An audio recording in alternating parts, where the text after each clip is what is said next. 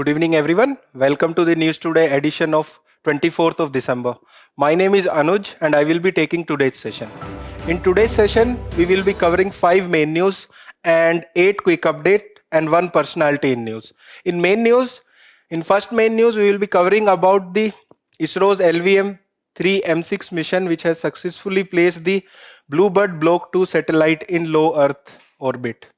In this second main news, we will be covering about the RBI announcement for liquidity infusion measures for the banking system. In the third main news, we will be covering about annual report of Office of the Controller General of Patent, Design and Trademarks, which has been released. Then in the fourth main news, we will be covering about creators economy, as India's creator economy has driven over 1 trillion in the consumer spending by 2030. It has been said by a report. Then in fifth main news, we will be covering about industrial park, as industrial park are emerging as key pillars of India's innovation and industrial growth. Then in personality in news, we will be covering Swami Shraddhanand Saraswati ji. Then we will be briefly covering 8 quick update. So this is a brief about today's session. Let us begin the first news for today. So what is the first news for today? The first news is that ISRO's LVM-3 M6 mission has successfully placed the Bluebird Block 2 satellite in low Earth orbit. Why it is important? Because this satellite is of USA. You might have seen the pictures when we were sarcastically shown in images that we are carrying our satellites in bullock carts. Now our space economy is growing so fast that we are launching USA's satellite. Including this, we have launched around 34 countries' satellite. So this is the significance of this news. In this news, we will be learning about this launch vehicle, about this satellite, and overall space sector related to this news. It is related to GS paper 3, where syllabus talks about achievement of Indians in science and technology. So with this, let us begin the discussion of this news. Firstly, development. We have already discussed in the context that LVM-3 M6 has successfully launched the 6th operational flight of LVM-3, and this is the 3rd commercial flight and 6th overall. So this is the development, and it is part of commercial agreement between the New Space India Limited. It is the commercial arm of ISRO, and it was established in 2019. So this is also an important fact that New Space India Limited is the commercial arm of ISRO, and it was operationalized in 2019. So the agreement was between New Space India Limited and AST, which is a US-based company. So under this agreement, ISRO has launched this satellite from its Sriharikota. Okay, so this is the development, and we will be discussing about the launch vehicle in the next slide. So the launch vehicle, which is LVM-3 Mark III. Okay, so it is the most advanced and most powerful launch vehicle of ISRO's. Okay, and it has taken up 6 missions till now. Basically, coming to its stages, it has 3 stages. First one solid, then liquid, and then cryogenic. When you see the pictures of launching satellite, you will be noticing 2 solid blocks at the side of the launching vehicle. Those blocks are known as strap-on boosters, and they work as the thrust provider, which is required at the initial stage of launch. So at the first, they comprise about 2 solid strap-on motors known as S200. Then there is a liquid core stage, that is the second stage, and a cryogenic upper stage. Okay, so these are the stages, and when coming its key features, basically it can launch 4 tons, up to 4 tons to geosynchronous transfer orbit, and up to 8 tons to low Earth orbit. That is its capacity. Whenever you are reading this news, you should be knowing about geosynchronous transfer orbit as well as low Earth orbit and what are their utilization. Basically, geosynchronous transfer orbit is a orbit around the Earth in elliptical shape at around 37,000 kilometers from the Earth. And why it is used? It is used to transfer a satellite from it to geostationary or geosynchronous orbit. That is around the same height, but that revolve around the Earth on equators and around the equator, and it complete the cycle in the same time in which the Earth complete its rotation. That is around 24 hours. Okay, and in low Earth orbit, it is distance from 160 kilometers to 1000 kilometers, and it has various importance such as imaging satellite, and International Space Station is also placed in low Earth orbit.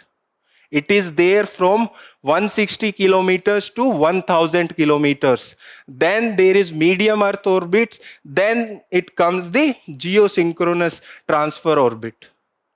Okay, so this is a basic information about various orbit where satellites are placed. And coming to the previous missions, it has launched Chandrayaan 2, Chandrayaan 3 and 2 OneWeb mission carrying 72 satellites. Please read about OneWeb mission as well. It is similar to this mission, but please read about OneWeb mission as well. Okay, so this was about the launch vehicle. Let us learn about the satellite. This satellite is not that important for us in the UPSC perspective, but you should know basics about this satellite, as this satellite is of USA. Okay, so such types of basic information must be known, but overall its significance and everything is not that relevant because it is not an Indian satellite. So its usage and other things can be learned, but not overall about the satellite. So coming to, it is part of global LEO constellation, which provide direct to mobile connectivity through satellite.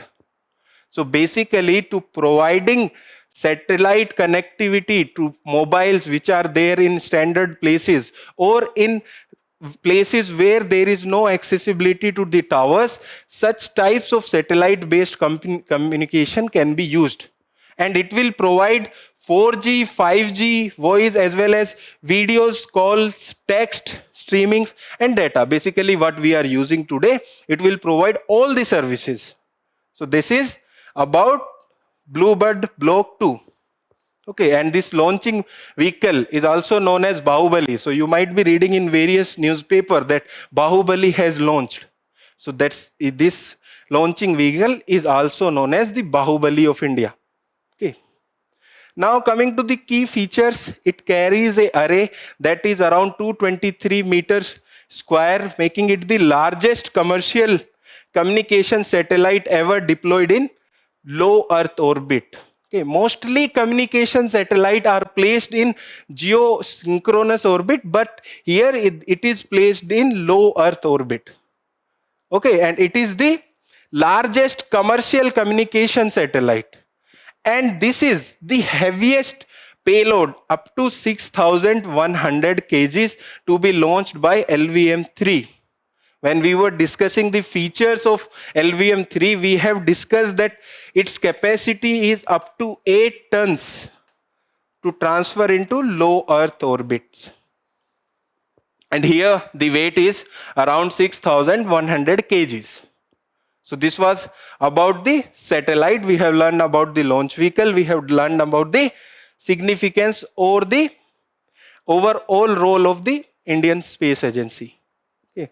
With this, we have completed this news. Let us discuss the PYQ related to this news. So PYQ is from 2018 prelims examination, and this question is directly related to our discussion. What is the question? Question is, with reference to India's satellite launch vehicle, consider the following statement.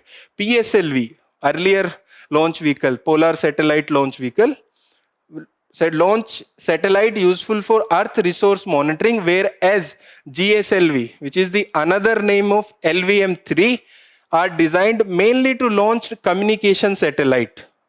So this is the first statement. We have already discussed that we have built it to send around 4 tons of satellite to geosynchronous transfer orbit. There we keep most of these communication satellites. So it was designed for that. That's why the first option become correct. Then satellite launched by PSLV appears to remain permanently fixed. It is a wrong statement. Mostly the satellite launched by the PSLV are placed in the polar orbit and they revolve around this Earth, and that's why they can be seen around 2 times in a day, and they are not remained permanently fixed in the in the space. Then GSLV Mark III is a 4-stage launch vehicle. We have discussed this, that this is a 3-stage launch vehicle. That's why this statement is also wrong. The correct answer for this is A1 only. So with this, we have completed the first news. Let us move to the second news for today. The second news is related to RBI. And what is the context? The context is that RBI has announced liquidity infusion measure for the banking system. So in this news, we will be learning about the steps taken by the RBI and how they will impact the overall market. So it is related to GS paper 3, which talks about economic development, and in that basically it is related to monetary policies. Now let us discuss the news. First of all, what are the operations announced by the RBI? So basically RBI has said that it will conduct an open market purchase OMO of government securities of 2 lakhs crore and a USD INR 3-year buy, sell and swap auction for USD 10 billion. So this overall development or the context is not important, that this much of money is infused or this much of buyback agreement has been signed. But what are the operation, this open market operation purchase, what are this buyback and sell swap mechanism, why they are significant, that is important for our examination. So let us first understand about open market operation. So here what RBI is doing? So basically, RBI is purchasing securities from banks, the government securities. And in return, what RBI will be giving? So RBI will be giving rupee. That will increase the money in the market. Basically, money in the banks, and it will lead to increase in the money in the market. That is the first open market operation where RBI has purchased government securities. Secondly, USD INR buy and sell swap. What it is? RBI is purchasing dollars from the banks and giving money and saying that after 3 years, I will be giving dollars again to you, where I will be taking money or the Indian currency back. So by this mechanism also, RBI is increasing the liquidity, that is the money in the market. And there is one more hidden inference which can be taken out from this development, especially the second development. You might all be aware that Indian rupee is depreciating, and for that RBI is selling dollars in the market, by which the forex reserve of RBI, especially related to dollars, have decreased. So by this mechanism, the dollars in the forex reserve of RBI will increase, and they will be in a condition like if there is a volatility in the depreciation of rupee, they can sell out the dollars in the market. That is the second inference we can take out from this development. First one is open market operation. That is very simple. RBI is giving them buying the securities from the banks and giving them the money. It will increase the money in the market, especially for the banks, and bank can lend in the market. Second, they are USD and INR buy swap mechanism they are doing, they are buying dollars from the banks and giving them the Indian rupee. Again, this will increase the monetary or increase the liquidity in the market. So this is the development. In economics, it should be very clear. Basics should be very clear. Then only you can understand the significance. And we will also solve one PYQ with the help of this information. So now let us move further and discuss about the need for liquidity infusion. Why there is a requirement of liquidity infusion? First of all, RBI foreign exchange market interventions. So to decrease the depreciation of Indian rupee, RBI has sold out dollars into the market. By selling the dollars in the market, there is less Indian rupee with the banks now. So now RBI is increasing the Indian rupee in the banks. Secondly, it will lead to strong credit growth. What does it mean? Basically, when banks will have money, then only they can give to the customers. And not only to giving, they will give at the lower interest rate.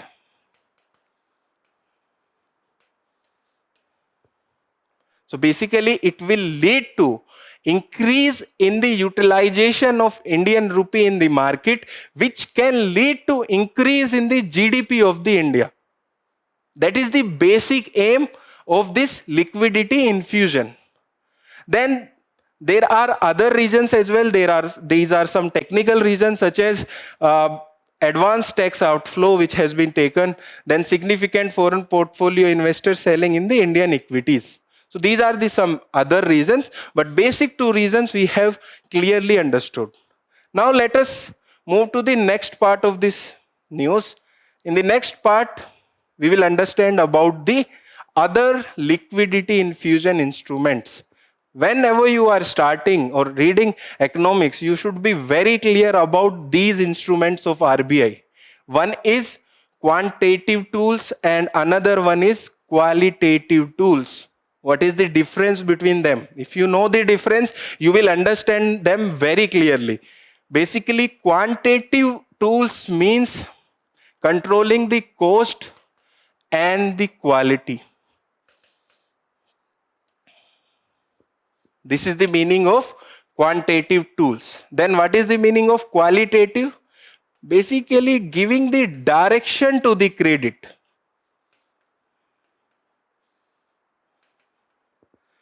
That is the meaning of qualitative tools.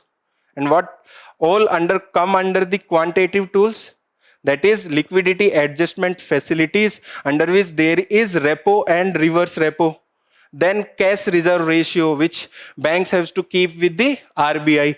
Then statutory liquidity ratio, which bank have to keep them with them but in a certain amount. Then there is bank rate. These are the part of quantitative tools. And the part of qualitative tools are credit rationing, moral suasion, selective credit control, and margin requirement. So here RBI is directing that where should the credit go. That is the meaning of qualitative tools. In quantitative tools, RBI is controlling overall credit of the market.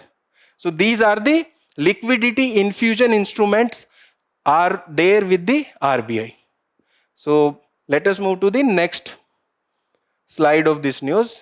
Next slide is PYQ, and PYQ is from 2022 prelims examination. Please read this question very carefully, as the questions of economics are coming on an analytical base. So you should understand the news very carefully. And the question is, with reference to the Indian economy, consider the following statement. Statement 1, if the inflation is too high, Reserve Bank of India is likely to buy the government securities.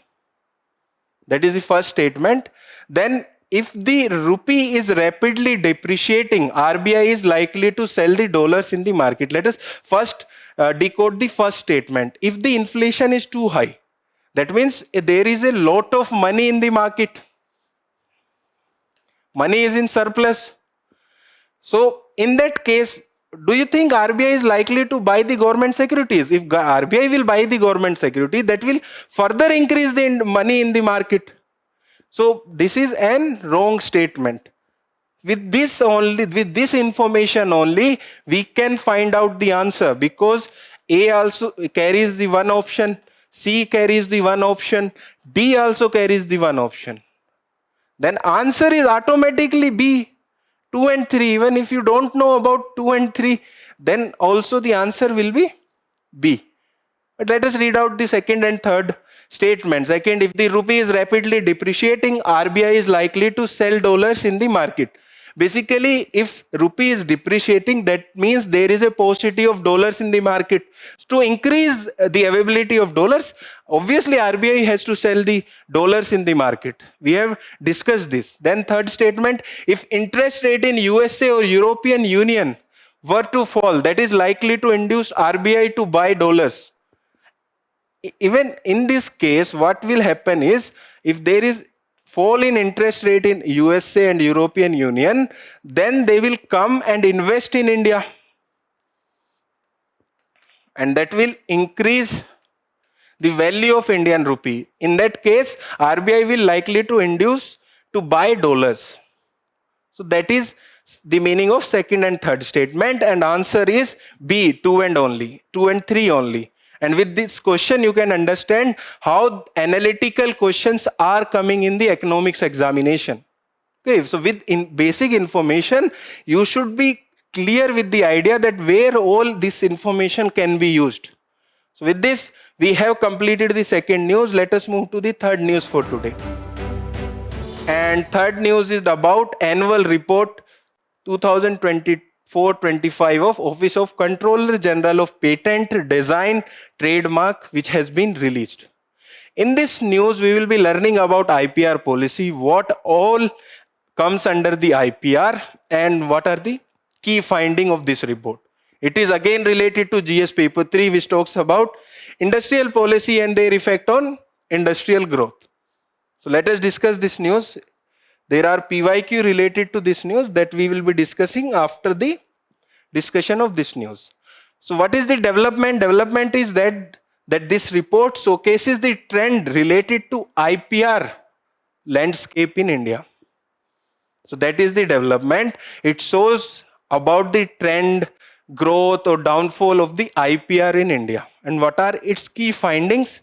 First of all, it showcases that India's IP filing have record high, and it has increased by around 20% year-to-year growth, and the number is about 7.5 lakhs. If there are two numbers in a same statement, try to remember at least one so that you can use that in your answers to make your point little bit specific. Either you can remember that there is 20% year-on-year growth, or you can also remember that there are around 7.5 lakh total IPR filing in India, IP filing. And in that, trademark formed the largest chunk. We will be understanding about 8 types of IPR in the next slide. For now, let us understand that there is increase of 20% year-on-year, and in that, trademark is the major chunk. Secondly, it has said about the patent application. It has crossed around 1,10,000, with Indian residents has accounted for 60%, around 61%. Okay, so that means that basically Indians are major filers of the IPR in India. Foreign companies and foreigners are also there, but majorly Indians are filing IP. That is around 61% of the total person who are filing for the IPR. Then thirdly, it has said that in other IPR or other IPs, in trademark, design, copyright and geographical indication filing has also increased. So these are the key highlights which have been presented in this report. This gives a very positive direction to our IPR policy. When we were reading about the economics Nobel Prize of this year, we have discussed about creative destruction. When we were discussing this news, we have discussed that to support why there should be increase in creative direction, there should be support to IPR. If there will be IPR, there will be more innovation, there will be more growth and sustained growth. That was there in the creative distraction. That for that, Nobel Prize in Economics is given this year. That's how you can interrelate various topics to support your answers. Okay, so this was about the key highlights which were given in the report. Now let us understand about the IPR. Basically, let us understand about its definition. It is the right given to person over creation of their mind, giving them an exclusive right over a creation for certain period of time. Basically, it is around 20 years, but it varied from one nation to another. As IPR is specific to geography, that means it varies from one nation to another nation. So it is given for one nation, and its basic meaning is that it is rights given to the person over creation of their minds, giving them an exclusive right over the creation of certain period of time, for certain period of time. That is the basic definition. And under this, there are 8 types of IPR. First is patent. You might be saying about the patent war. Various chemical companies, the biomedical companies claim patent for their medicine so that they can use their economic significance and earn money from their patent. That is patent. Then trademark. Various companies and have their specific trademark. By that trademark, you can recognize that which company is there. So that increase the trust on that company, and you can relate that this product will be good or bad. That is the meaning of trademark. Then there is industrial design. Various designs of car, televisions, fridge comes under industrial design. Then copyrights. Copyright is for literary work or the audio work, films, and etc. Please note here that the computer programs comes under copyright. Please be very clear. Computer programs comes under copyright. Then geographical indicators that are basically given for a basic geography, such as Kolhapuri chappals. They were in the news when Prada sell their chappals at a very higher price. But there is a geographical indication or indicator for the Kolhapuri chappals. Then semiconductor integrated circuit layout design, that is clear from its words. Then trade secrets. Basically, trade secrets are customer list or basic specialized formula. You might all have heard that Coca-Cola has a specific formula for their production of Coca-Cola. That is come under trade secret. Then there is IPR for plant varieties as well. So most of them come under Controller General of Patent, Design and Trademark Department for Promotion of Industry and Internal Trade. But 2 does not come under this. One is plant varieties. It comes under Ministry of Agriculture. Such types of exceptions should be remembered. And copyright, it comes under Ministry of HRD.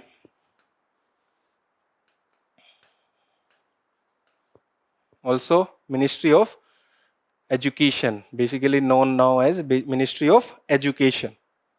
Okay, so these are the 2 IPR which comes under different ministries. All others comes under Controller General of Patent, Design and Trademark Department for Promotion of Industry and Industrial Trade. So this was about IPR. Now let us look into the various government initiatives which are there for promotion of IP activities in India. First of all, them is National Intellectual Property Awareness Mission, NIPAM. So it is to increase the awareness and to educate 1 million students about the intellectual property.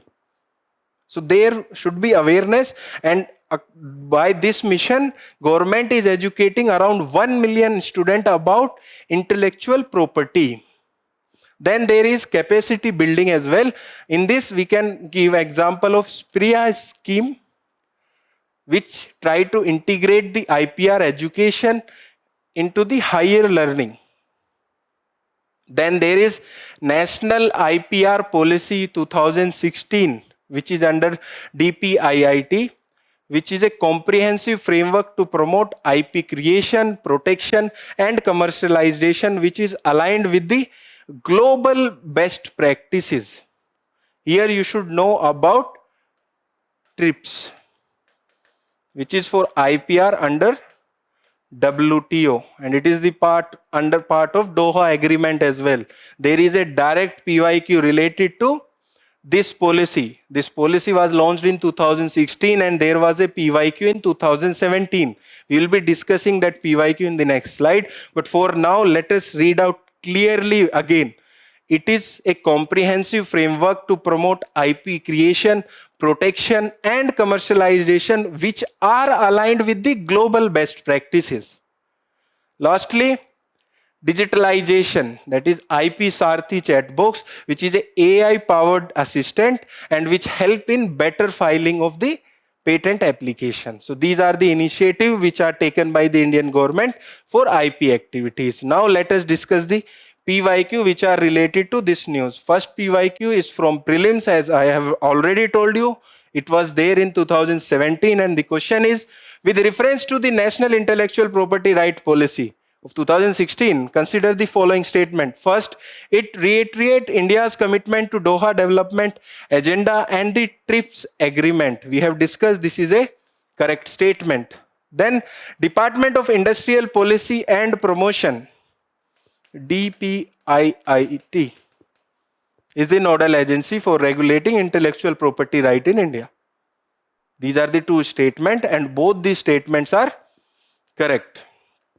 Both 1 and 2. Then there is one more PYQ that is there from 2024 and the question is, I think it is from 2014.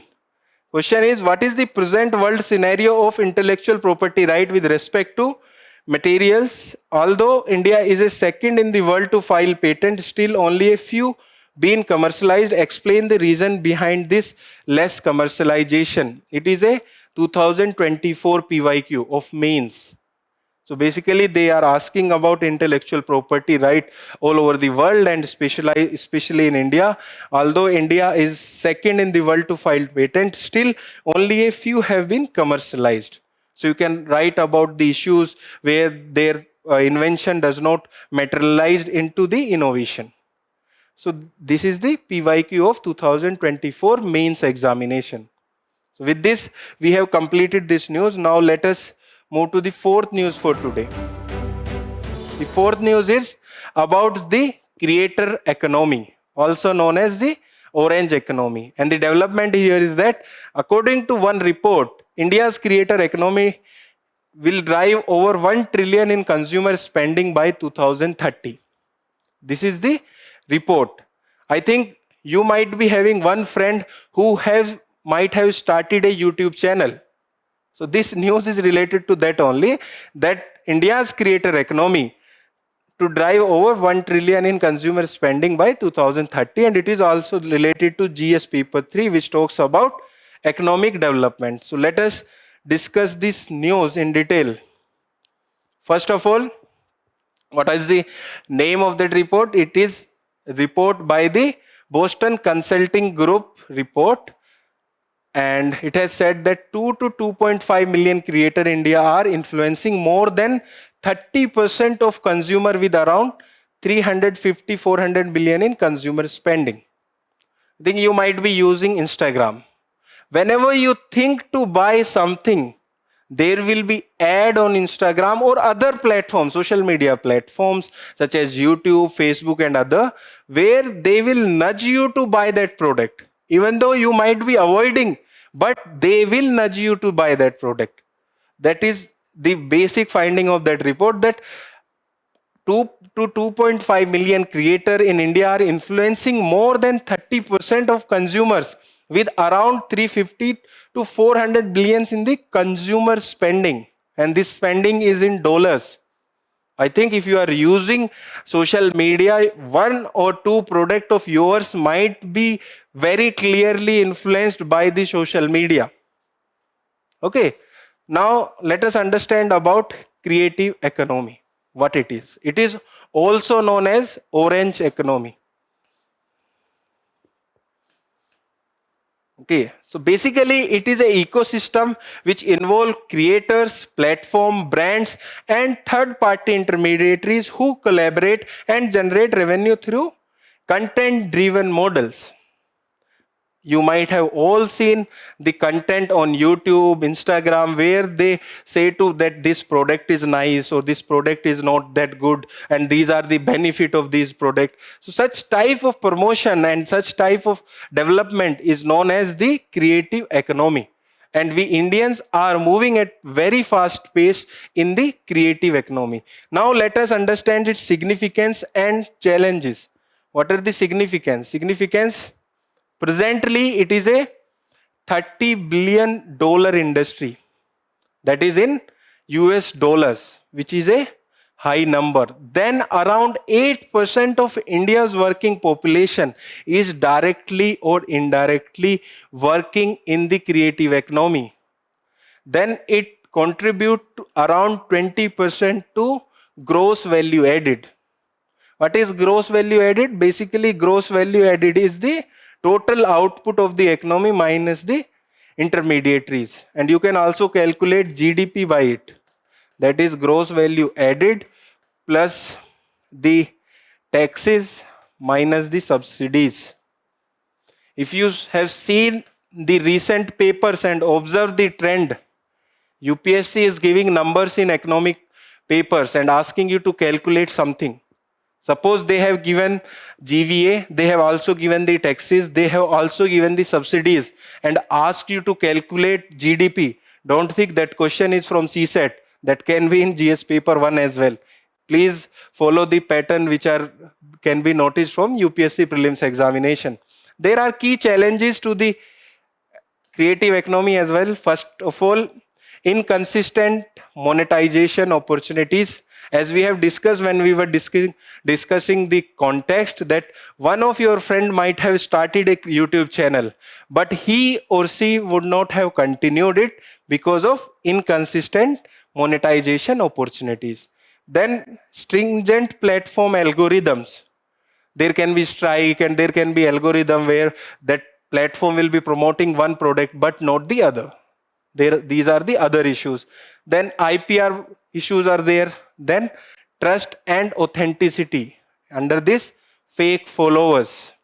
There are fake followers, fake channel, fake views as well to monetize their products. So basically, these are the key challenges of the creative economy. Now let us look into the major findings of the report.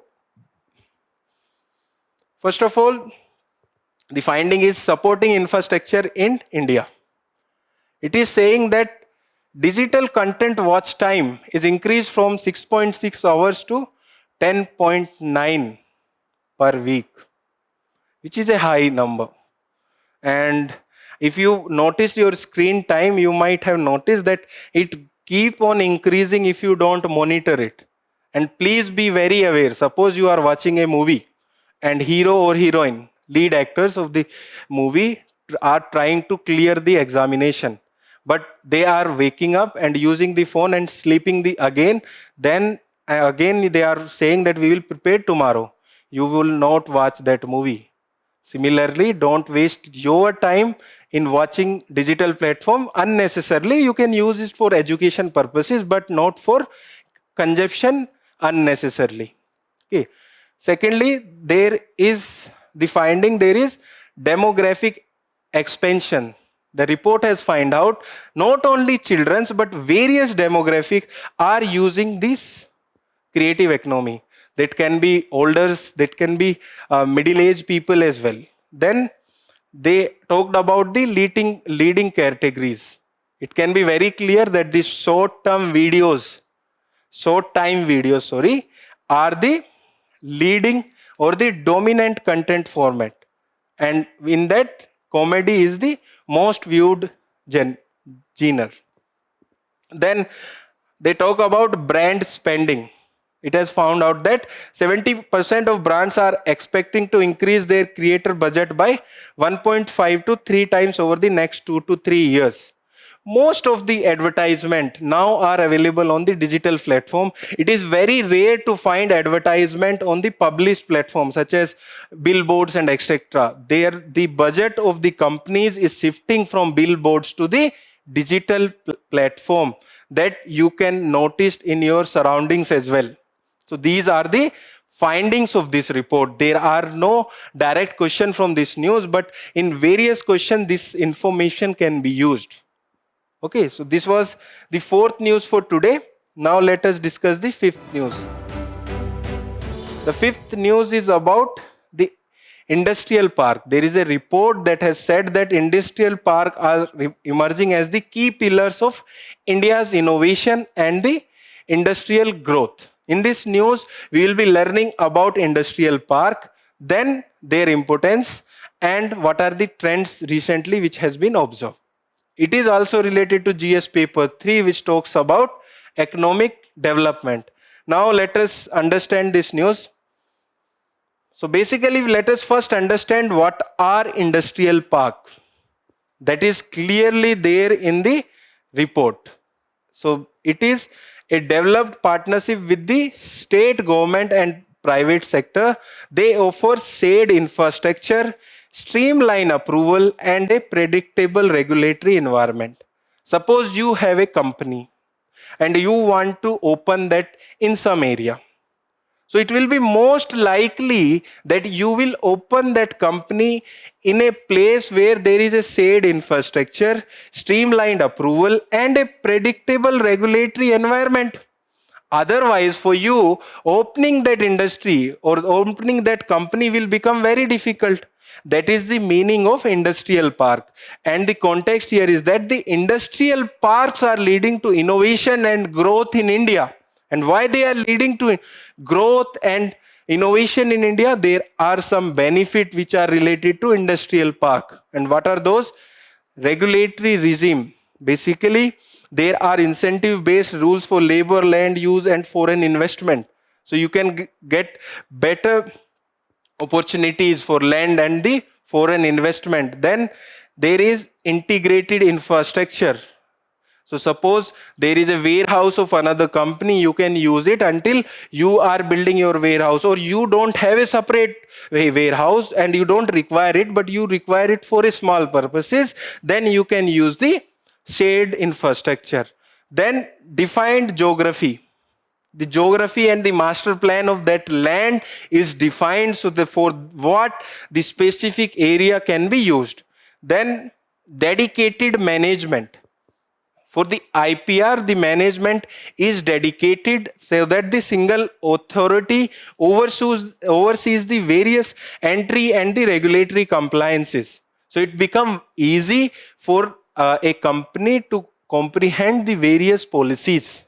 Lastly, multi-tenant cluster is there, and multiple firms collaborate and share resources within the park.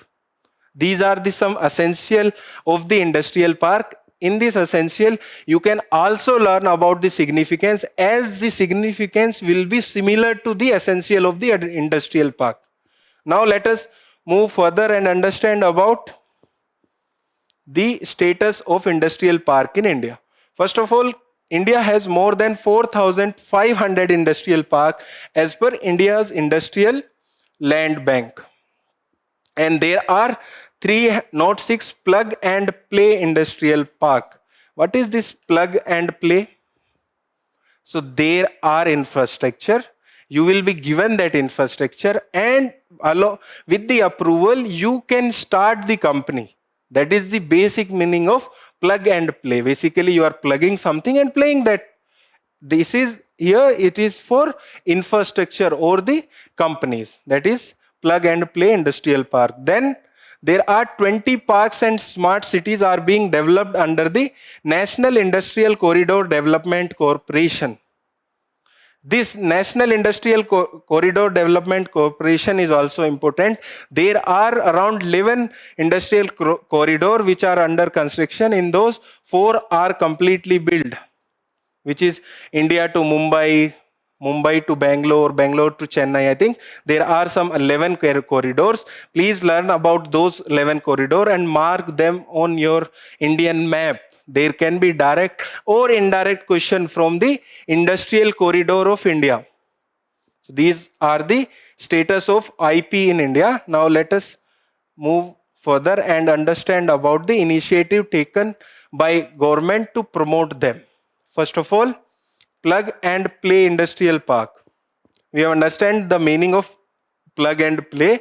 So basically union budget of 2025-26 has allocated around 2,500 crores so that there is further increase in plug and play industrial parks. It become very easy for investor to invest in such parks where they have readily available infrastructure and they can start their service or manufacture.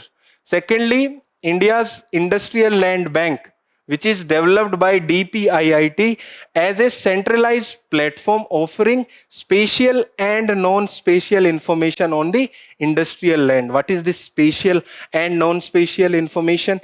Spatial is basically information related to geography of a place, basically the location. And non-spatial information are various information in and around that. So this is the meaning of spatial and non-spatial information. Then industrial park rating system. So there is a comprehensive framework to rate and assessing the performance of various industrial park. In the first slide, we have learned that India has around 4,500 parks, but in those parks, there is a comprehensive assessment policy under the industrial park rating system. Then there are various steps taken by the government for ease of doing business reform. First, you might all remember that there is reforms in GST. Then there are some other policies as well, such as National Business Reform Action Plan of 2014.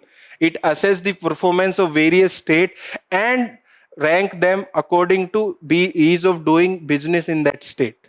Okay, so these are some initiative taken by the government to promote industrial park in India. Then there is one PYQ which is not directly related to this question, but you can infer from that question that what kind of question can come from such type of news. And the question is from 2015. At that time there was marking of around 12.5. Now the marking is of 10 and 15 marks. The question is, there is a clear acknowledgement that special economic zones are a tools for industrial development, manufacturing and export. Recognize this potential, the whole instrumentality of SEGs require augmentation. Discuss the issues plaguing the success of SEGs with respect to taxation, governing laws and administration. If I replace special economic zone with the industrial park, same question can be asked. Then you can use the information which is given in this news. So with this, we have completed the main news for today. Now let us discuss the personality in news for today. So the personality in news for today is Swami Shraddhanand Saraswati ji. And what is the context? The context is that Union Home Minister has paid tribute to this Swami Shraddhanand ji on his martyrdom day. So this is the context. Now let us understand about his life and his contribution. So basically he was born in Talwan village of Jalandhar district, which is presently part of Punjab. And he was a Indian independent activist and a Arya Samaj sannyasi. So with this information, two things are very clear. He played a role in Indian independence and he was part of Arya Samaj. And in what he has directly participated, he participated in roller satyagraha and non-cooperation movement. There are sometimes questions in UPSC where they are asked that this person was related to this movement or not. So Here, this information is clear that he was related to Roller Satyagraha and non-cooperation movement. Basically, he participated in that. Then he is the part of Arya Samaj movement as well, and he has played a key role in Suddhi movement, which was one of the movement of Arya Samaj in 1920s. Now let us learn about his other contribution. One is in education. In 1902, he established a Gurukul in Kangri, which is near Haridwar and which is presently recognized as Gurukul Kangri University. Then he is remembered as the Karam Yogi who fused spirituality with the nationalism. If you have visited the Chandni Chowk, and you might have seen the Delhi Town House, which is outside Chandni Chowk metro station, you can see his statue outside Delhi Town Hall, which was MCD office till 2009. Before his statue, the statue of Queen Victoria was there, but it was replaced with the statue of Swami Shraddhanand Saraswati ji. And he was assassinated in Delhi itself, and his values are social equality, nationalism, education reform, and other. So this was all about the Swami Shraddhanand Saraswati ji. With this, we have completed the personality in news. Now let us discuss the quick update for today. So the first quick update for today is about Mahasagar doctrine. And what is the context? The context is that under this doctrine, India has announced around USD 450 million reconstruction assistance package for Sri Lanka, which was affected by Ditwa cyclone. So in this news, we will be learning about this policy. It is an extension of Sagar doctrine, which has shifted our focus from just maritime security. So before, we were focusing on providing the maritime security to the countries which are there in and around Indian Ocean. But with the Mahasagar doctrine, along with the maritime security, our focus is also to the economic and the geopolitical concern. As the Indian Ocean has become a hotbed for the conflict of various countries. And this term Mahasagar means the great ocean. And with this, we are providing the leadership to these countries in the Indian Ocean region as well as the global south. And its objective is to strengthen India's leadership in the Indian Ocean region as well as in the global south. So this was the first quick update. Now let us discuss the second quick update for today. Second quick update is about Akash next generation missile. And what is the context? The context is that the DRDO has successfully completed the evaluation trial of Akash new generation system. When there was Operation Sindoor, the Akash missile played a very important role in providing the defense against the drones as well as the missiles of the Pakistan. Now let us understand about the Akash new generation missile and its type. It is surface to air missiles defense system. Basically, if there is any incoming threat from the air, that this Akash new generation system can launch missile and protect the country. And it is designed to work against diverse aerial threats. Example, high speed or low altitude and low range high altitude targets. So it will destroy before they will hit the country. Then it is developed by DRDO along with the Bharat Electronics Limited, BEL. This is an important information that these missiles are developed by DRDO along with the Bharat Electronic Limited. And its key features, it is equipped with the indigenous radio frequency seekers and propelled by the rocket solid motors. And basic function is to recognize various threats which are coming from coming from the aerial route and neutralize them. This is about the Akash new generation missile. Now let us move to the third quick update for today. The third quick update is about group of monument of Hampi. And what is the context? The context is that the Union Finance Minister Nirmala Sitharaman ji has expressed concern over the poor maintenance of Hampi, She has said that there are very sanitation facilities and it become very difficult for travelers to visit these monuments. Now let us understand about group of monument at Hampi.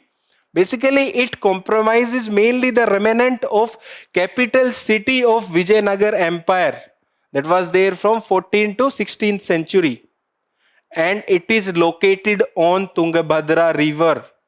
On Tungabhadra basin in Vijayanagar district of Karnataka. There was a direct question which was there from this information that Hampi is located on such river. So I think very other river was given and that was a wrong statement. Then there are important remains here. There are Krishna temple, Narsimha temple, Ganesha, Hemakunta group of temples, Achyutara temple complex, Vithala temple complex, and other complexes as well. It is there in UNESCO's World Heritage List, which it was added in 1986. All the monuments which are there in UNESCO's heritage list, they are become very important for UPSC examination. If you see the questions of the prelims examination, if there is question on monument, it is most likely that those monuments are there in UNESCO's World Heritage. So please learn about all the monuments which are there in UNESCO's World Heritage list. Okay. With this, we have completed this quick update. Now let us move to the next quick update. Next quick update is about International Civil Aviation Organization. And what is the development? Development is that India has been re-elected to Council of International Civil Aviation Organization for the term 2025 to 2028. So for this, there is selection for 3 years. They are elected by 193 members. So India has been re-elected. Now let us understand about ICAO. It is a specialized UN agency which was established in 1944 under the Chicago Convention. So here important information is that it is a UN specialized agency which was established in 1944 under the Chicago Convention. And about its member, there are 193 members and India is the founding member. Then its key role, it basically coordinate global standard for safety, efficiency and sustainability in air transport. These issues are there and they are recurring in the news. So you can use this agency of UN for supporting your answer which will be related to civil safety or aviation safety. Then it ensures the smooth operation of the global air mobility network. Okay, so this was about the International Civil Aviation Organization. Now let us understand about Mubarak Al Khabir port. And what is the development? The development is that Kuwait has signed an agreement with China to build Mubarak Al Khabir port. So basically what Kuwait is doing, Kuwait wants to diversify its economy from the oil. That's why they are building a major port, and for building that port they have signed an agreement with China to build this port, and the name of the port is Mubarak Al Khabir port, and it is located on Bayubian Island which is there in Kuwait, and its operationalization, its entire project is expected to operationalized by 2026, and it is part of China's Belt and Road Initiative. So basically in Belt and Road Initiative, one is route over the land and another route is over the ocean. So in that route of ocean, this port will be there. So it will be the part of China's Belt and Road Initiative. Now let us understand about the next quick update. Next quick update is about Subansiri Lower Hydroelectric Project. This is very important for your examination. And what is the context? The context is that Union Ministry of Power, Housing and Urban Affairs has inaugurated the commercial operation of Unit 2. And there are 8 units in this project, but the context here is that they have inaugurated the Unit 2. Now let us understand about this Subansiri lower hydroelectric project. So it will be the India's largest hydropower project when it will be operationalized in the full capacity, that is of 2000 megawatt. Very extreme statement. It will be the India's largest hydro power project. Then it is a run of river scheme. Basically, the water is not stopped, the natural flow is maintained. Along with that, the electricity is produced. Then it is undertaken by the National Hydroelectric Power Corporation Private Limited. Okay, and it is located on North Lakhimpur, which is there on the border of Arunachal Pradesh and Assam. And Subansiri as a river is a tributary of Brahmaputra river. So this was about Subansiri lower hydroelectric project. Now let us move to the next quick update. The next quick update is about Tanjore painting. And what is the context? The context is that Department of Post has transported Tanjore painting of Lord Ram from Bangalore to Ayodhya. That is the context, and in this news we will be learning about the Tanjore painting. They are provided with the geographical indication tag. So there is a specialization in the Tanjore painting. So basically they are classical art which is named after the Tanjore in the Tamil Nadu. Tanjore was the capital city of Chola's empire. You might have read it in the ancient India. And this art has flourished under Cholas, Naikas of Vijayanagar and Maratha rulers. So this is about Tanjore painting. And what are their key features? First one, they are also called as Palagai Padam. Why they are called as Palagai Padam? Because they are drawn on a wooden plank. That is the first feature. Second, they are embedded with the glass beads, semi-precious gemstone, vibrant natural colors and gold foils which provide them three-dimensional effect. They are very visible. Then they are also known for their extravagant depiction of the deities. So mostly these paintings are related to deities. So this was about Tanjore painting. They are from Tanjore, which was capital of Cholas. They flourished under Cholas, Naikas of Vijayanagar and Marathas rulers. There are some features and they have a geographical indication tag. Now let us move to the next quick update. The next quick update is about Rashtriya Vigyan Puruskar. Okay, and the context here is that President of India has presented the Rashtriya Vigyan Puruskar of 2025. This is the context. Now let us understand about Rashtriya Vigyan Puruskar and what is its objective. Basically, it recognizes the notable and inspiring contribution made by the individual or team in the field of science, technology and innovation. This award is given in the 13 stream, which is there for science, technology, engineering. And its eligibility, all the scientists, technology and innovators which are working in government or the private organization are eligible under this to get this award. Or the Indians which are of Indian origin or are there in the outside countries, but they made a significant scientific contribution which benefit the Indian society or Indians are also eligible under Rashtriya Vigyan Puruskar. And what are the various categories under this? There are 4 categories which are Vigyan Ratna, Vigyan Shri, Vigyan Yuva and Vigyan Team. These are the 4 categories and we have already discussed that these are given in the 13 domain. With this, we have completed the News Today session of today. To read further about our initiative, you can visit the Digital Current Affairs website of us, and you can also solve smart quizzes there. And please solve the question which are available or visible on your screen. Thank you and all the best for your preparation.